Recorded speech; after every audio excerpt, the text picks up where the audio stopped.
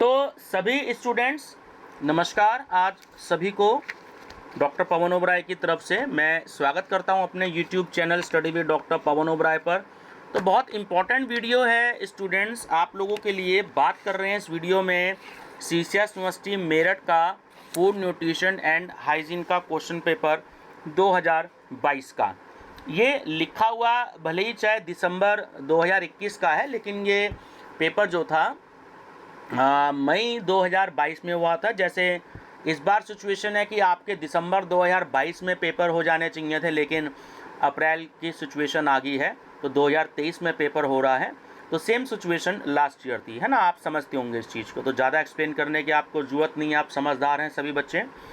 तो बीए का ये पेपर है। तो फिर से मैं बता दूं कि जो बच्चे बीएससी के हों या बीकॉम के हों तो वो भी इस वीडियो को जरूर देखिएगा, क्योंकि बुकलेट अलग अलग होती है, ठीक है।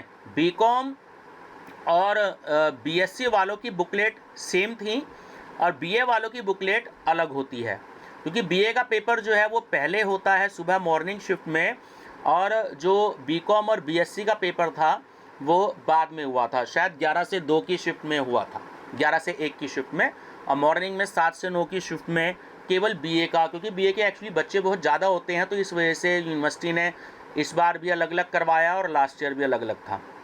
तो कहने का मतलब, चाहे आप बीए के बच्चे हों, चाहे बीकॉम के बच्चे हों, चाहे बीएससी के बच्चे हों, तो आप सभी बच्चे इस वीडियो को ज़रूर जो है अच्छे से स्टडी कर लीजिएगा, क्योंकि फर्स्ट टाइम पेपर आया था पिछली बार सीसीएस यूनिवर्सिटी मेरठ का।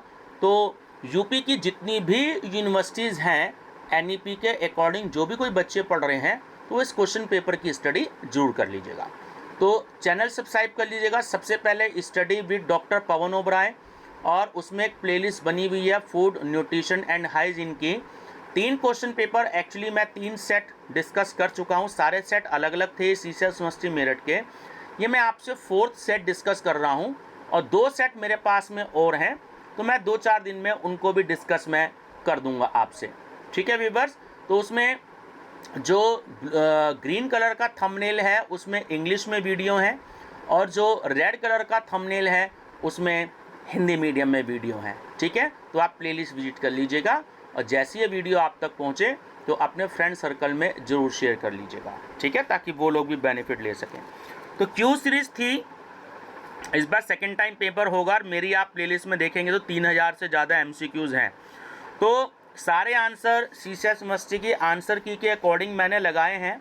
अगर आप किसी क्वेश्चन के आंसर से सहमत ना हो तो अपना आंसर उसको सही मानिएगा, क्योंकि हो सकता है कि 1-2 आंसर शायद यूनिवर्सिटी के भी मिस्टेक हो सकते हैं। चलिए, नंबर फर्स्ट है विटामिन ई का रासायनिक नाम है, तो वो ऑप्शन डी है टोकोफेरॉल। अतिसार के प्रकार हैं, डायरिया जिसे हम बोलते हैं इंग्लिश में। तो देखिए, ए ऑप्शन एक्यूट क्रॉनिक, पर्यटन के प्रभाव से उत्पन्न और तनाव से उत्पन्न टेंशन हो जाती है ना, और सेकंड है या नर्वस हो जाता है आदमी, और पर्यटन के प्रभाव से उत्पन्न फैटी या वीनिंग। तो दोनों ऑप्शन आपके सही हैं, डी इसलिए राइट ऑप्शन है, ए और बी दोनों। आलसी आंत्र कब्ज का दूसरा नाम है, तो वो है एटॉनिक कब्ज, ऑप्शन बी करेक्ट है। 4th, अमीनो अम्ल की संरचना में NH2 भाग है, किसका है, वो अमीनो समूह का है, ठीक है। व्यूअर, बहुत ज़्यादा डीप नहीं समझा पाऊंगा, क्योंकि ऑलरेडी देखिए ये आधे घंटे से ज़्यादा की वीडियो बनेगी, पूरे 100 क्वेश्चन आपसे डिस्कस करूंगा, और केवल रिवीजन पर्पस से ये वीडियो बना रहा हूँ, क्योंकि 20 अप्रैल से आप सभी के पेपर स्टार्ट हैं, तो बहुत सारे क्वेश्चन पेपर डिस्कस करने हैं, बहुत सारी बुकलेट डिस्कस करनी है, तो केवल रिवीजन पर्पस से है। तो आप जो है इसको रिवीजन पर्पस से मानिएगा कि आपने जब सारी स्टडी कर ली हो कि भाई ठीक है हम बीए या बीकॉम के पेपर देख लें किस तरीके से आए थे, ठीक है ना, आपको काफ़ी हेल्प मिलेगी।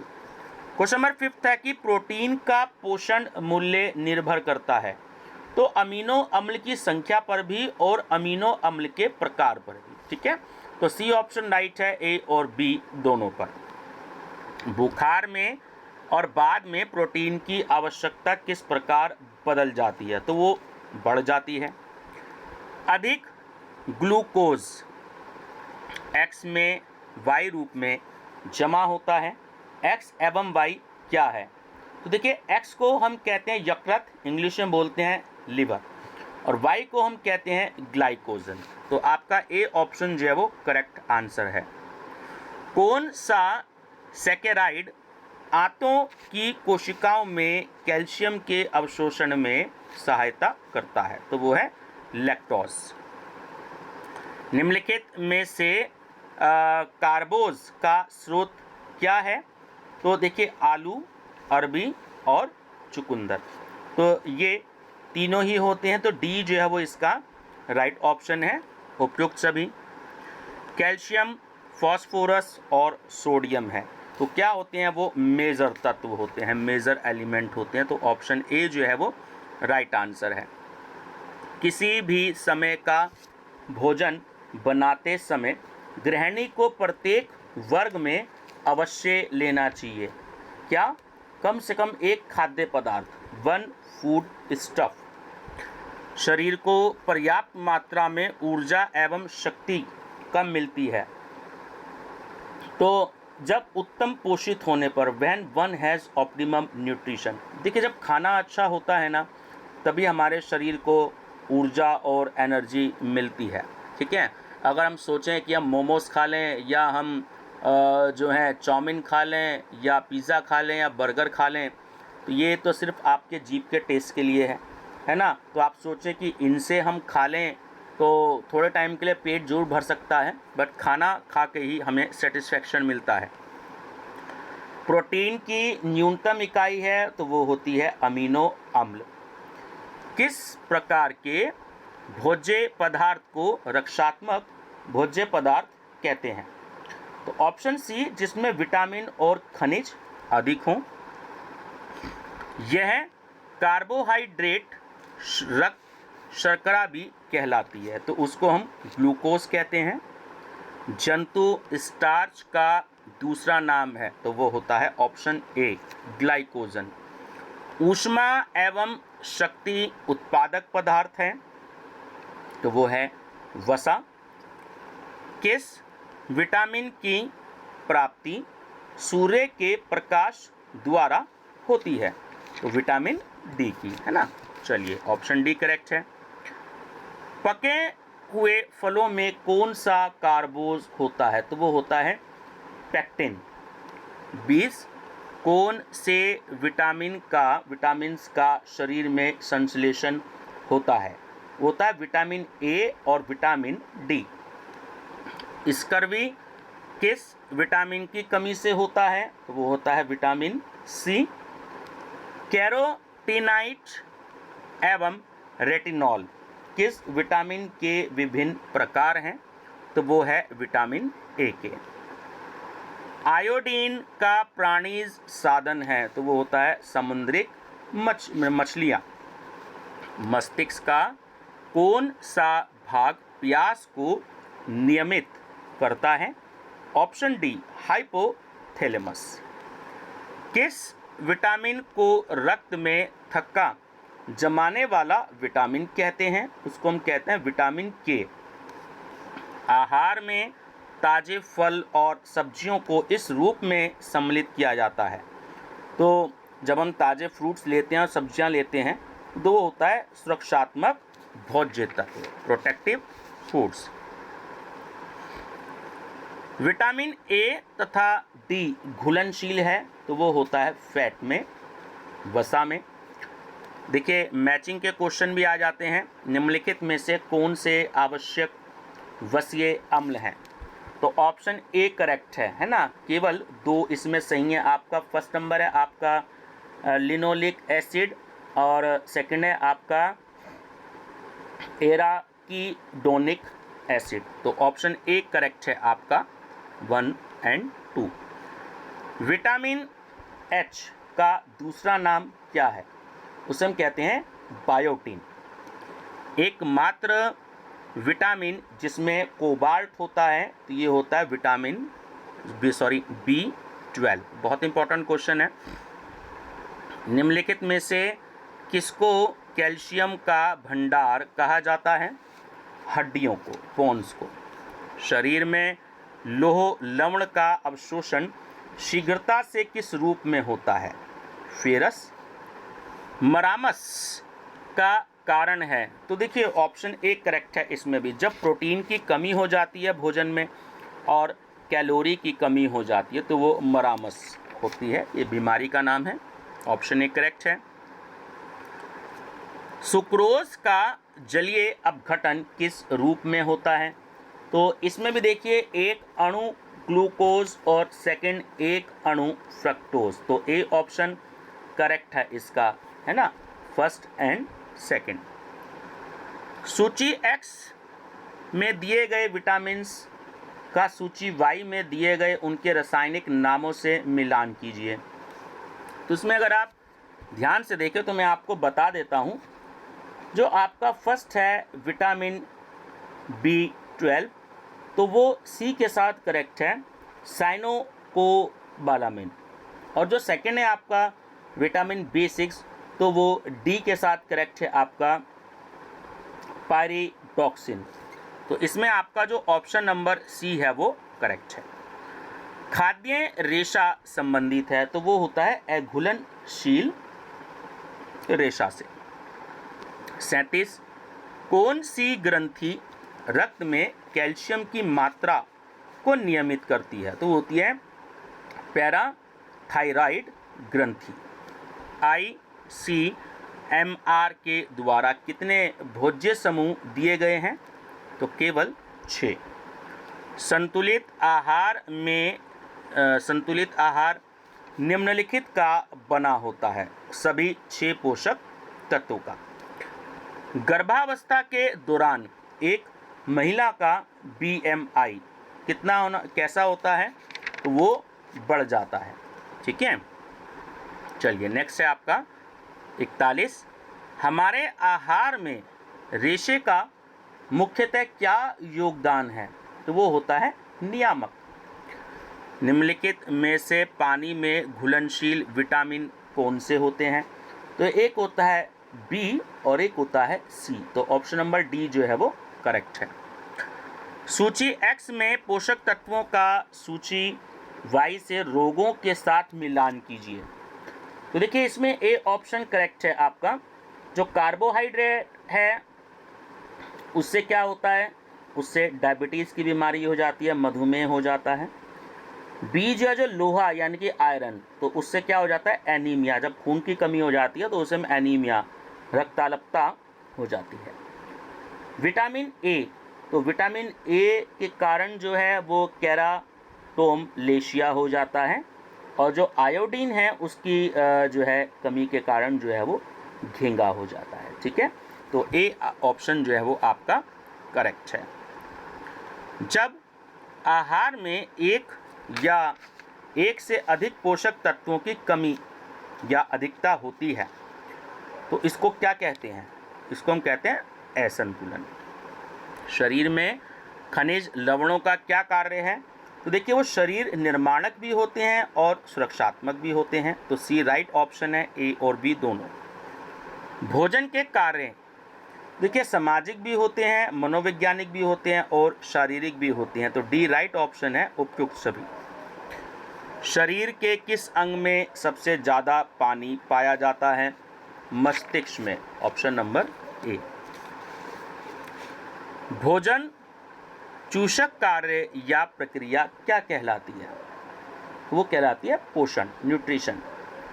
कुपोषण का कारण है, तो देखिए दोनों ही कारण होते हैं, आवश्यकता से अधिक पोषण और आवश्यकता से कम पोषण, तो सी राइट ऑप्शन है, ए और बी दोनों। मधुमेह जिसे हम शुगर भी कहते हैं, डायबिटीज़ भी कहते हैं, तो उसका क्या कारण होता है? तो वो होता है ऑप्शन सी कि कार्बोज का दोषपूर्ण उपापचय। 51, बांझपन एक्स बांझपन विरोधी तत्व भी कहा जाता है, जबकि वाई रक्त का थक्का जमाने वाला विटामिन भी कहा जाता है। तो एक्स एवं वाई क्या है? तो एक्स जो है वो विटामिन ई है और वाई जो है वो विटामिन के है, तो सी इसका राइट ऑप्शन है। शरीर के किस भाग में सबसे ज़्यादा फास्फोरस पाया जाता है? हड्डियों एवं दांतों में। दंत फ्लोरोसिस किसके कारण होता है? फ्लोरीन की अधिकता के कारण। देखिए मैं आपको इसके बारे में बता दूं थोड़ा सा। जो आप टूथपेस्ट करते हैं कोई भी, जैसे कोलगेट, क्लोजअप, पेप्सोडेंट, तो इसमें आप देखिएगा कि बहुत कम मात्रा में जो है वो फ्लोरीन मिली हुई होती है, क्योंकि फ्लोरीन जो है अगर कम क्वांटिटी में होता है, कम पावर में होता है, तो वो हमारे दांतों को जो है ना वो बहुत स्ट्रॉन्ग बनाता है। लेकिन अगर थोड़ा सा भी ज़्यादा हो जाए तो वो हमारे दांतों को नुकसान भी करता है। अगर आपने देखा होगा मथुरा के साइड जो यमुना का पानी आता है ना, अगर आप वाइट बोतल बिल्कुल उसको भर लें, आप मथुरा के रेलवे स्टेशन से भर लीजिएगा वाइट बोतल, तो आप देखिए कि वो ऑयली होता है पानी, क्योंकि वहाँ जो यमुना का पानी है उसमें फ्लोरीन की जो मात्रा है वो बहुत ज़्यादा होती है, तो वो हमारे मसूड़ों को नुकसान भी करता है। और अगर हम कंटिन्यू उसको यूज़ करते रहें, अगर हम आरओ का पानी या फ़िल्टर पानी हम ना पिएं, तो हमारी जो हड्डियां हैं वो तिरछी हो जाती हैं, तो फ्लोरीन जो है वो नुकसान भी पहुंचाती है। इसलिए जो मटर का दाना है, केवल हमें जो टूथपेस्ट है वो उसके बराबर ही लेनी चाहिए। टीवी में जो ऐड आता है ना कि पूरी जो है, आपने वो देखा होगा अक्सर कि टूथब्रश के ऊपर जो है वो भर दिया और उसको जब पेस्ट कर रहे हैं, तो ऐसा नहीं करना है। केवल मटर के दाने के बराबर ही जो है वो आपको जो है टूथपेस्ट लेनी चाहिए, क्योंकि 70% काम जो है वो हमारा टूथब्रश करता है, 30% जो काम है वो हमारी टूथपेस्ट करती है। ठीक है, तो फ्लोरीन की अधिकता। रक्त में पोटेशियम के स्तर में वृद्धि के कारण होने वाले रोग को कहते हैं, तो वो एडिसन का रोग होता है।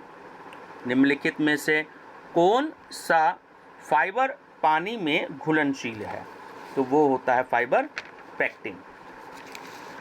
56 किस खनिज लवण को उच्च रक्तचाप में सीमित किया जाता है? यानी कि जब जो है उच्च रक्तचाप है ना, हाइपरटेंशन जब हो जाती है, जब बीपी जो है वो ज़्यादा हो जाता है, ब्लड प्रेशर ज़्यादा हो जाता है, तो वो होता है सोडियम। जब ब्लड प्रेशर हाई हो जाता है तो सोडियम यानी कि जो नमक की मात्रा है उसको कम कर दिया जाता है, और जब लो रहता है तो नमक की मात्रा को बढ़ा दिया जाता है। आयोडीन किस ग्रंथि के कार्य से संबंधित है? थायराइड। तरल तेलों का ठोस घी में परिवर्तन कहलाता है, तो उसे हम कहते हैं हाइड्रोजनीकरण। रासायनिक रूप से वसा है, तो वो होता है टाइग्लिसराइड्स। ठीक है, ऑप्शन नंबर डी। 60 निम्नलिखित में से कौन कार्बोज की संरचना का हिस्सा नहीं है? नाइट्रोजन। निम्नलिखित में से किसमें पायस वसा होती है? गर्म दूध में। भारत में सार्वभौमिक प्रतिरक्षण कार्यक्रम किस वर्ष में शुरू किया गया था? 1985 में। ICDS की शुरुआत भारत सरकार द्वारा कब की गई थी? ऑप्शन बी, 1975 में। बालवाड़ी पोषण कार्यक्रम ग्रामीण क्षेत्रों में कितने वर्ष आयु वर्ग के बच्चों के लाभ के लिए शुरू किया गया था? 3 से 6 वर्ष के बच्चों के लिए।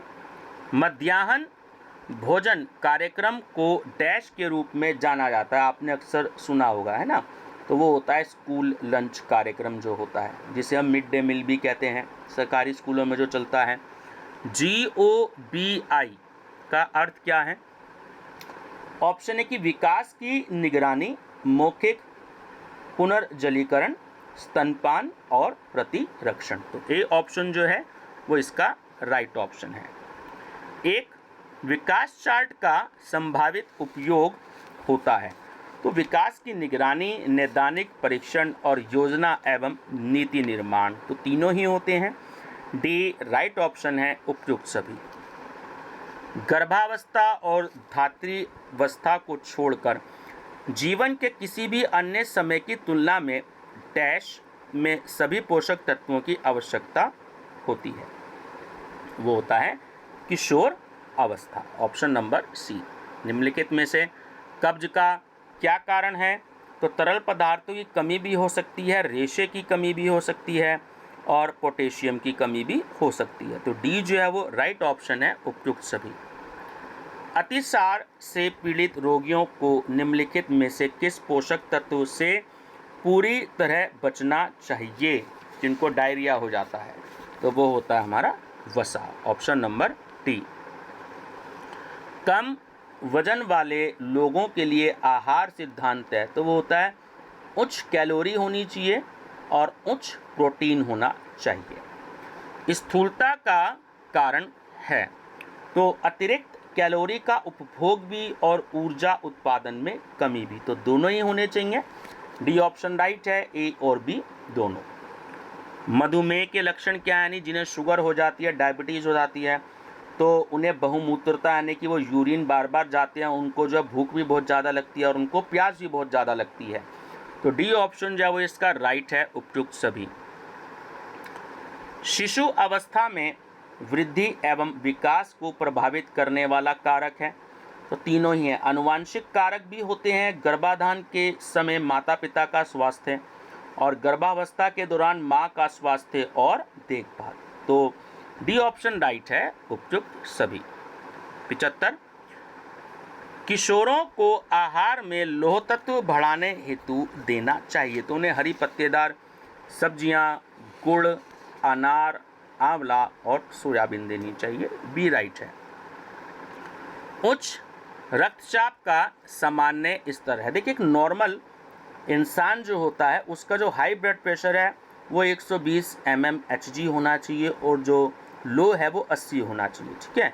हाई 120 और लो जो है वो 80 होना चाहिए, ध्यान रखना इसका, ये बहुत इंपॉर्टेंट क्वेश्चन है। टाइफाइड किस जीवाणु के द्वारा होता है? तो वो होता है साल्मोनेला टाइफोसा, ठीक है, थोड़ा अजीब सा नाम है, बहुत अच्छे से याद कर लीजिएगा। रोग प्रतिरोधक क्षमता बढ़ाने वाले भोजन हैं, तो देखिए लहसुन, लाल मिर्च और प्याज, और बी है अदरक, शहद और लौंग, तो सी राइट ऑप्शन है इसका, ए और बी दोनों, ठीक है, ध्यान रखिएगा। ये आप आइडिया से भी कर सकते हैं। विश्व स्वास्थ्य संगठन कितने महीने का मातृ स्तनपान बताता है? तो बताता है कि जन्म से 6 महीने तक जो है वो किसी भी छोटे बच्चे के लिए जो है अपनी माँ का दूध पीना सर्वोत्तम होता है। एडिमा डैश की एक स्थिति है, तो वो होता है धनात्मक जल संतुलन की। आरडीए का अर्थ है, देखिए आरडीए का जो अर्थ है वो होता है प्रस्तावित आहारीय आवश्यकता। भारत में कुपोषण की रोकथाम के उपाय हैं, तो जनसंख्या को नियंत्रित करके भी हो सकता है, रसोई बगीचे को प्रोत्साहित करके भी हो सकता है, और सस्ते पौष्टिक पूरक आहारों को बना करके भी हो सकता है, तो डी राइट ऑप्शन है, उपयुक्त सभी। पानी में पाया जाता है, तो देखिए हाइड्रोजन के 2 अणु और 1 अणु ऑक्सीजन का है ना, H2O जो लिखा जाता है, हाइड्रोजन के 2 अणु और ऑक्सीजन का 1 अणु, तो ऑप्शन 1 करेक्ट है।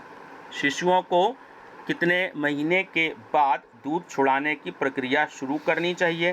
तो 6 महीने के बाद में। गर्भवती महिला के आहार में निम्नलिखित होना चाहिए, तो देखिए ए ऑप्शन उच्च लोहा, उच्च फॉलिक अम्ल जो फॉलिक एसिड होता है, और उच्च कार्बोस और उच्च रेशा, तो डी राइट ऑप्शन है, ए और बी दोनों।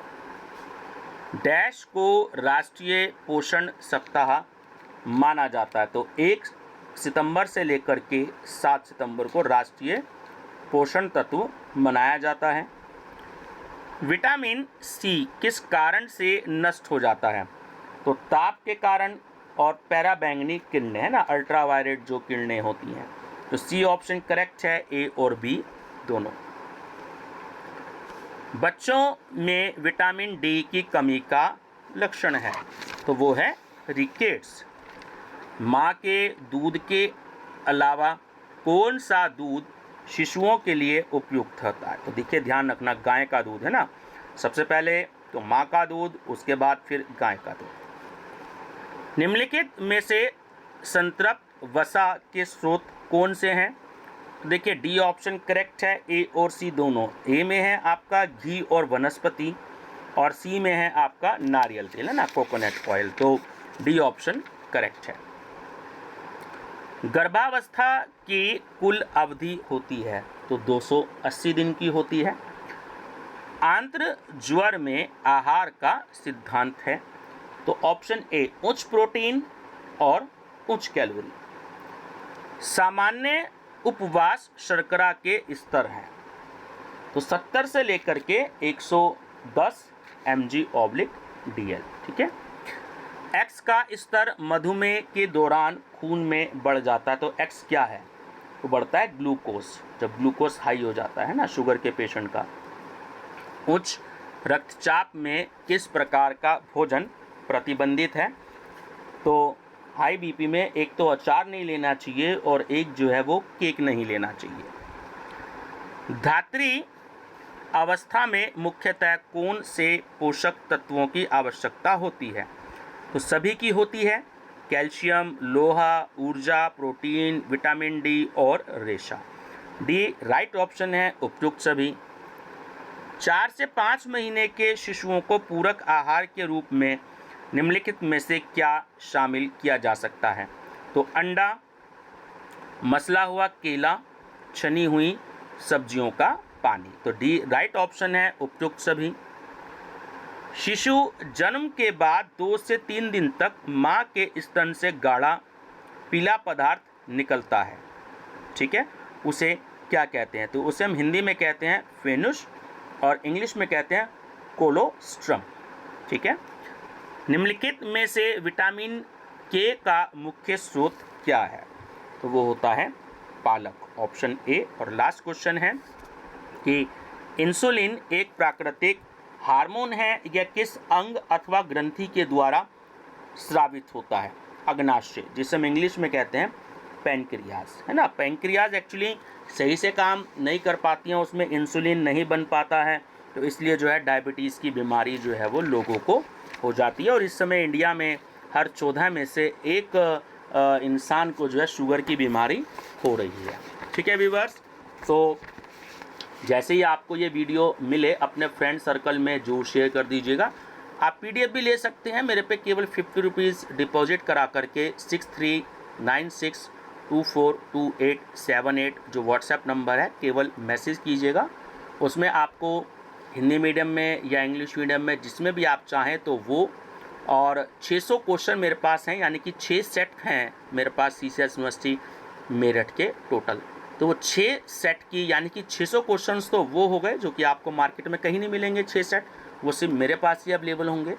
और दूसरा 800 के आसपास एक क्वेश्चन बैंक भी है, तो इस तरीके से मात्र 50 रुपीज़ में आपको 1400 MCQs आसानी से मिल जाएंगे, दोनों मीडियम में, हिंदी में भी और इंग्लिश मीडियम में।